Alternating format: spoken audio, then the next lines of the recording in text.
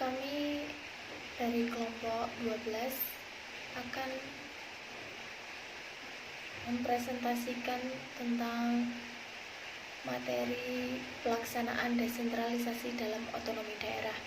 Saya, Nur Afifah Lailiyah, NIM 93210420, tentang pengertian pelaksanaan desentralisasi dalam otonomi daerah dapat dilihat dari dua aspek, yaitu aspek output dan aspek outcomes kebijakan. Kedua aspek tersebut memiliki ukuran atau indikator yang berada dalam penilaian keberhasilan. Yang pertama, output otonomi daerah dan desentralisasi. Output kebijakan desentralisasi dapat dilihat dari beberapa aspek antara lain, yaitu pertumbuhan ekonomi masyarakat, peningkatan kualitas pelayanan publik, dan fleksibilitas program pembangunan. Yang kedua, outcomes desentralisasi dalam otonomi daerah. Outcomes desentralisasi terdiri dari dua aspek, yaitu peningkatan partisipasi masyarakat dan efektivitas pelaksanaan koordinasi. Peningkatan partisipasi masyarakat berkaitan dengan diserahkannya sebagai besar urusan pemerintahan di daerah. Diharapkan masyarakat bisa mengambil bagian atau partisipasi aktif mulai dari perencanaan, pelaksanaan, sampel pada pengawasan, dan pemeliharaan hasil pembangunan. Terima kasih, dan akan diteruskan oleh pemateri selanjutnya teman saya. Assalamualaikum warahmatullahi wabarakatuh. Nama saya Laili Farihatul Iza, NIM 93210440. Di sini saya akan menjelaskan tentang upaya pelaksanaan desentralisasi dalam otonomi daerah. Upaya pelaksanaannya sendiri dibagi menjadi 4 aspek. Yang pertama, aspek manajerial. Yang kedua, aspek SDM organisasi. Yang ketiga, aspek budaya organisasi. Dan yang terakhir, aspek politik lokal. Yang pertama, aspek manajerial. Di sini memperhatikan dan mempertimbangkan urgensi, dukungan dana, keahlian, serta kepentingan masyarakat dan pembangunan daerah.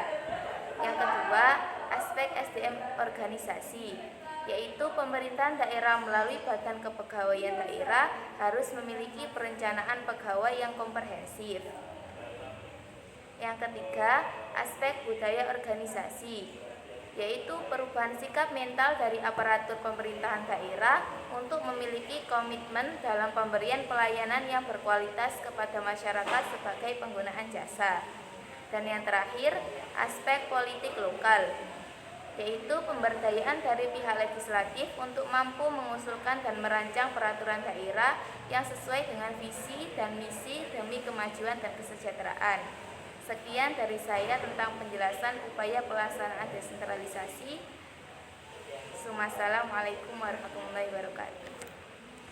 Assalamualaikum warahmatullahi wabarakatuh. Saya Ainaya Al-Fathah Zurinada dari kelompok 12 dengan NIM 93210430.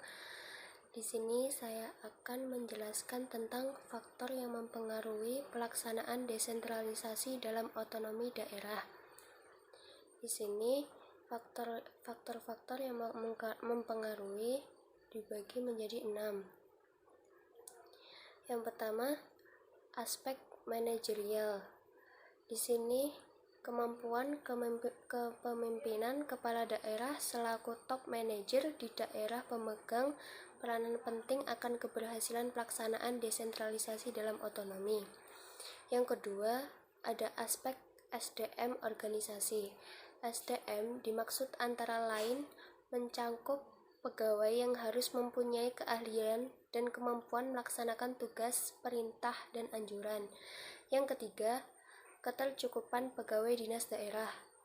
Yang dimaksud di sini adalah sejauh yang diketahui belum ada suatu analisis yang bisa menyimpulkan bahwa semakin besar jumlah pegawai pada suatu organisasi, maka kinerja organisasi tersebut meningkat.